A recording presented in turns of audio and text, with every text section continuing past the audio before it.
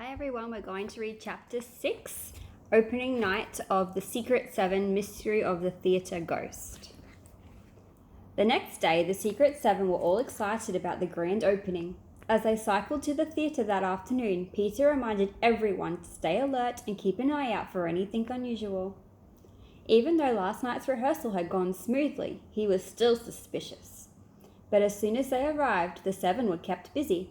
Barbara, Pam, Jack and George rushed off for last-minute costume fittings, and Janet was doing makeup with Mrs. Bagnall.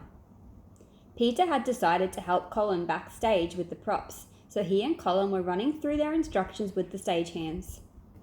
Finally, it was time to begin. Barbara, Cam, George and Jack were in the wings with the other actors, waiting for the curtain to go up. They could hear the audience talking, and there was excitement in the air. Pam squeezed Barbara's hands, and Jack gave George a friendly nudge. The director would be thrilled. George looked more terrified than ever.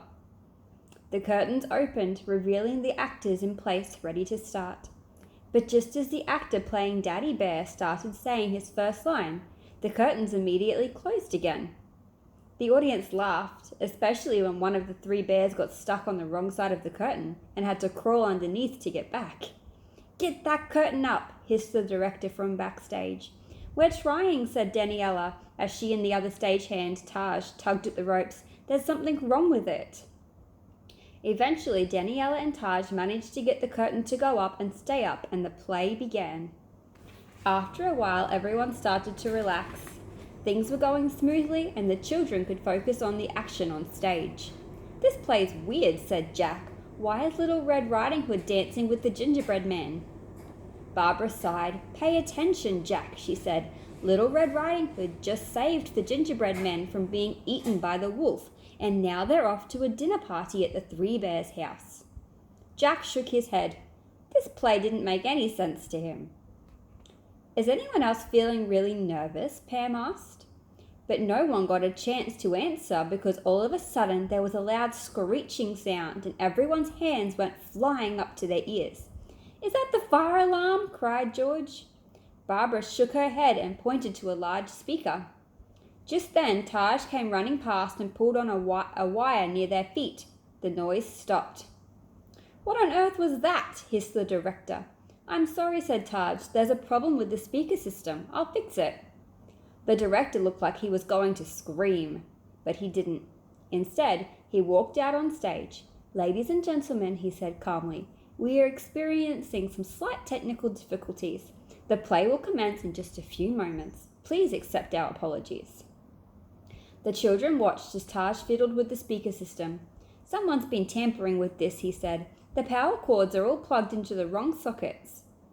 Suddenly, the music that had been playing before the screeching came through the speakers again, and Little Red Riding Hood and the gingerbread man rushed back on stage.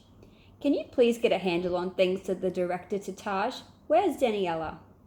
"She's got to stay next to the curtain. It keeps malfunctioning," Taj said. "It's not our fault." "Someone's been tampering with the speaker wires, and I think the curtain has been messed with too." "Have you seen my head?" a voice called from behind them. Jack almost jumped out of his skin. "Sorry, your what?" "My head," the actor said. "I'm due on stage, but I can't find my head anywhere." It was quite dark backstage, so it took Jack a moment to realize the actor was wearing a furry wolf suit.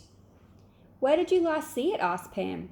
"Right there," the actor hissed, pointing to a chair. "Someone must have moved it."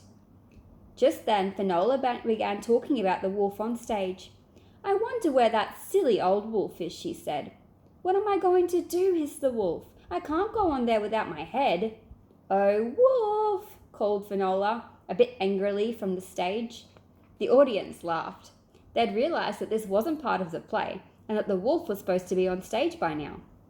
"You're just going to have to walk out there and pretend to be a wolf," said Barbara firmly. "Head or no head, you can do it." The wolf stared at her. "Go," said Barbara. The wolf blinked, turned, and then ran out onto the stage. "Oh, well," said Little Red Riding Hood when she saw the headless wolf. The audience began to laugh again.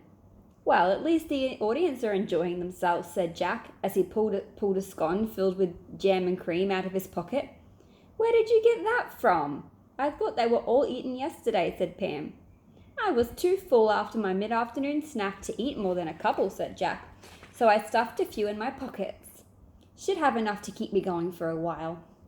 Ah, yuck, said Pam. Your pockets will be covered in cream. Jack shrugged. I'll lick them clean later. You're disgusting, said Pam. Jack grinned and then opened his mouth to say something else, but shut it again quickly. The others looked at him. He was staring past them. George turned to see what it was just as a flash of something white flickered round the corner. What was that? Asked George. But Jack just stood there, not answering. What's wrong with your face? Said Barbara. You look like you've seen a ghost. Jack slowly turned his head to face Barbara. Oh no, said Pam. You did see a ghost, didn't you? Jack said. I think I might have. That's the end of chapter 6. We'll read chapter 7 next time.